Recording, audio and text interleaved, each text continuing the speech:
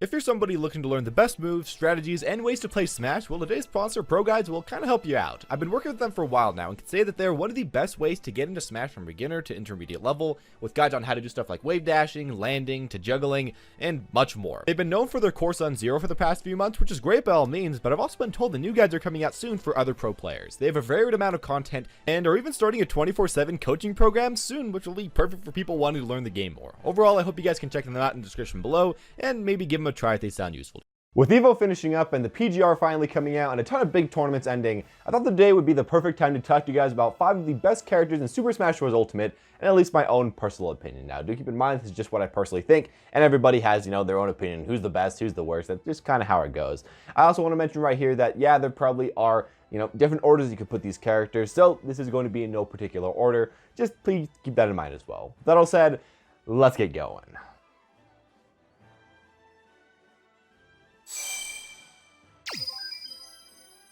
Before I talk about the first pick, that being Wario, I do want to mention that characters like Lucina, Palutena, and Wolf could all definitely be on this list. They're all characters that are very powerful, amazing and neutral, have at least decent enough combos, and are very consistent. But I feel like I've talked about those characters a ton in the past. They're exactly how they were in the past, and I think there's other characters that could potentially be a little bit better, or just as good, that are a lot funner to talk about. So, I guess that's kind of a John, but there you go, I'm going to say that. So the first character I want to mention right here on this list, though, is going to be Wario. Now, Wario is weird because I feel like for me, he keeps kind of fluctuating as really good and then not that good, but still pretty good and then really good. And within the most recent EVO and seeing a lot of people's actually performing quite well with Wario, a lot more people than I thought would, it was actually really interesting and it made me realize just how dumb this character can be sometimes. Now, the thing about Wario is that if you aren't a stock ahead versus Wario, you are a stock behind Wario, at least 2 minutes in. It's just way too easy to land a waft at 0%, 20%, 30% off of an air, up tilt, up air, pretty much anything, and especially in tournaments where it's high risk, high stakes, people are making mistakes all the time.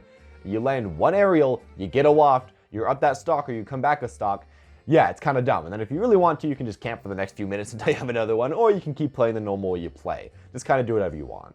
Now, while he does kind of struggle versus sword characters and versus some of the other characters I mentioned, that being Wolf, Palutena, Lucina, all those characters, I feel like he can potentially play around them, and he can especially come back versus them when you master this character. His godlike combos can almost make up for that, and especially versus, the rest of the cast that can't just wall him out, yeah, he has a lot of good stuff for that. I just gotta say that in general, he just works amazingly in a tournament environment, and in, a perfect environment, I'd probably put him a lot lower on a list, but in tournaments where you're heavy so you don't die super early off a straight hit, where you have a lot of quick kill moves and a lot of quick poking moves, and we have a really good neutral in general, except against swords, yeah, I think he's somebody that you can pull out, you can do well with, and if you have mastered, especially with his combos, he can do some sick stuff. The next pick is going to be a little controversial, and that's because it's Pokemon Trainer. Now, for a lot of people, they think Pokemon Trainer is probably around high tier. For myself, though, the reason why I'm putting him up so far is because we have so much great representation of this character, and all of them are doing well. We have Ned, we have Puppet, we have Wishes, we have Pandarian, and of course, we have the man, the myth, the legend, we have Tweak. There's just so many players ranking really high on the PGR, doing really well at events with Pokemon Trainer, and I felt like if a character wasn't amazing, if they were fighting all these other top tiers and somehow winning, how does that correlate? It doesn't really. And in my opinion, it kind of shows this character is amazing. You could potentially say he's a little worse, a little better, but I feel like just that shows how great he is, and especially with Tweak in the recent event showing off just how good he can be, even without necessarily mastering all the Pokemon Trainer jank, because Tweak isn't that great at that jank yet. He's really good at the neutral, but not the jank. I think that just kind of shows how good this character can be. Now, speaking about jank, Pokemon Trainer is a character that I think is really interesting because he can focus on cheese in a match or focus on a solid neutral, kind of depending on the character that you want to play and the character that your opponent is playing. If you play a lot of Squirtle, as we've seen in the past with people like Ned and people like Tweak, you can have a very solid neutral, kind of similar to Wario, get a lot of poking tools, huge combos, but you aren't going to really kill way too early or do like 90% combos. However, if you pick Ivysaur, sometimes you can be a little awkward, but if you hit your opponent, you can kill him at like 80% with up B cheese, with up air cheese, with down air cheese. There's a ton of cheese going around. And I feel like that's actually really good for the character because it means sometimes you're able to just get a ton of damage with a smaller body Squirtle really consistently, while other times if you need to make a breakthrough, you can go to a character like Ivysaur and just break through right there. Now I also want to mention right here, a character like Squirtle I feel like is kind of moving up the meta a bit because other characters that were like him, mainly being Pichu, did get hit with nerfs. So another character that's very small, that focuses on really close range, that kind of boxes people out and does a lot of damage with combos, just like Squirtle did get worse. So that I think in comparison kind of makes him a little bit better. Now I finally want to mention right here that, you know, Ice Explorer down air, really good. He's a grappling character, that's all amazing. But the main thing about this character in the recent patch is that, you know, Zard is just actually a character now. And while Ivysaur is a little bit worse, and while he can't kill quite as early with down air and with up B, I feel like he still can do that jank enough that it's still good. And Charizard Nair, Charizard forward tilt, Charizard smash attacks, all way better. He's way better of a character. And with that all together, and Charizard being able to kill dummy early, it lets you actually use all the Pokemon effectively, lets you just do well in matches, and lets him be a really consistent character that can pull off jank, but doesn't need to at all. Why are there not more Peach players? This is the thing I've thought to myself so many times, because this is a character very much like Pikachu, who isn't on the list but definitely could be, where you just kind of have everything. Peach has everything. Huge combos, amazing recovery, good neutral, decent range, good speed on all of her attacks, a good projectile, safe kill moves, kill combos, and safe moves in general, with a decent amount of jank to go with that, but doesn't rely on it at all. It's kind of weird because she kind of has everything, and even though she doesn't have a sword, she can play around that if she really needs to. Now, the thing about Peach that, of course, is the thing that actually makes her kind of busted, is the fact that, yeah, of course, if you float right near the ground at short hop length, you can actually get full hop aerials out of her float anytime, and that does kind of break the game. It makes her stupidly save on shield all the time, and makes it that her combos deal way too much damage, especially off of combos from down tilt, you know, like down tilt, nair, down tilt, nair, down tilt, nair. And well, you do have to learn how to parry into down tilt a little bit more now. It's still amazing. And overall, it just kind of gives her a way to do something that nobody else can. And yeah, it definitely powers up this character. There's a little bit of a Zenkai boost. Now, I'm going to also say right here that, yeah, Peach did get some nerfs in the recent patch, but that didn't really change her game plan at all. I don't really feel like that actually made her much worse at all.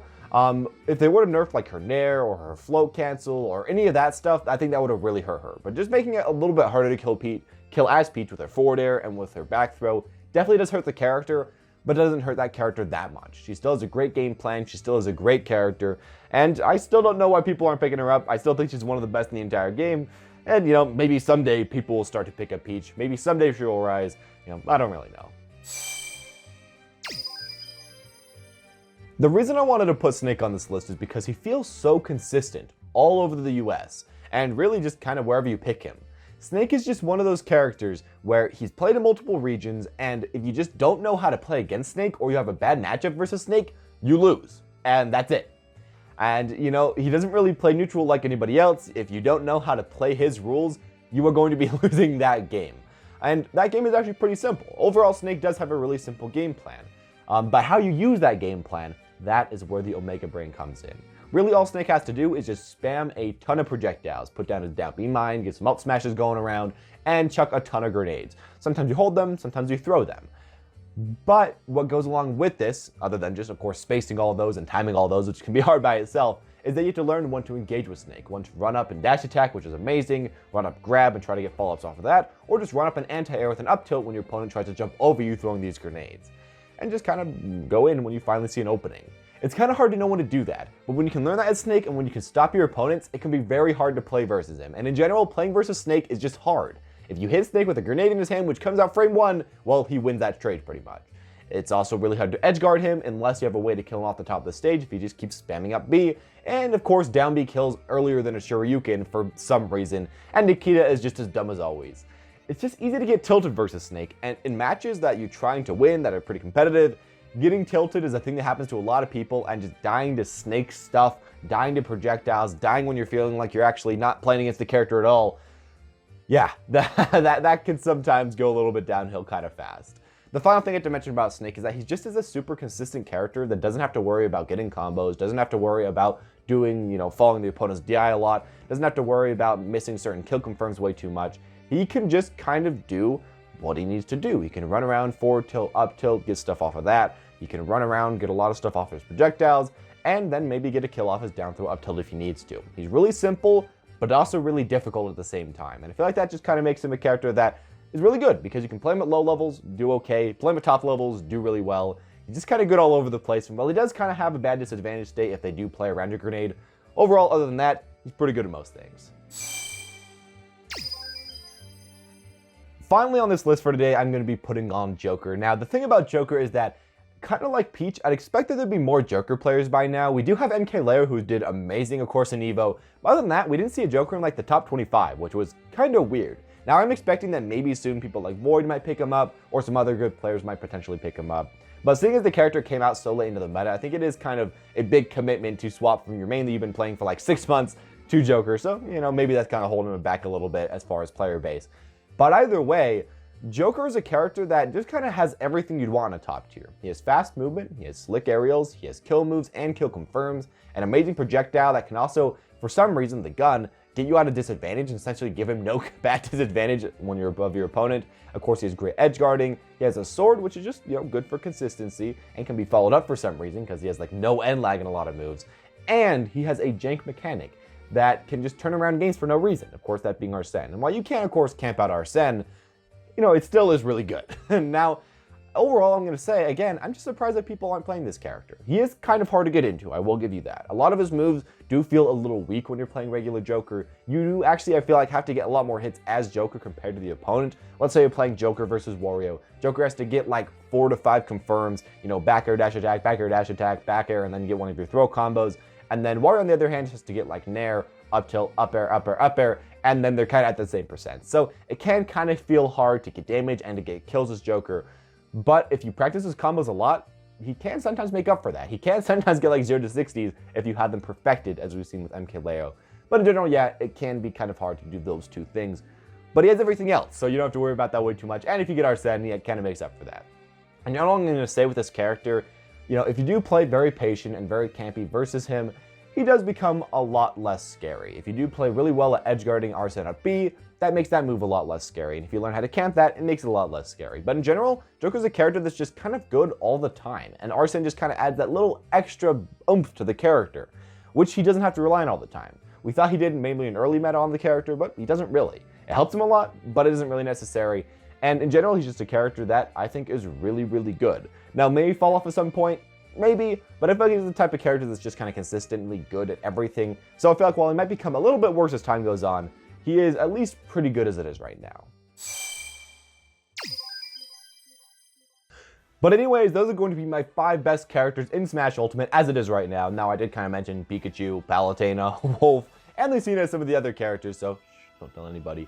Those are like the other 4 characters, so this is almost a top 10. But anyways, those are the characters I want to talk about today. If you have your own list of your own characters that you think are the best in the game right now, I'd really like to hear that. This is always kind of a controversial / just differing opinion type of list because everybody has different characters they like to play and that they think are good.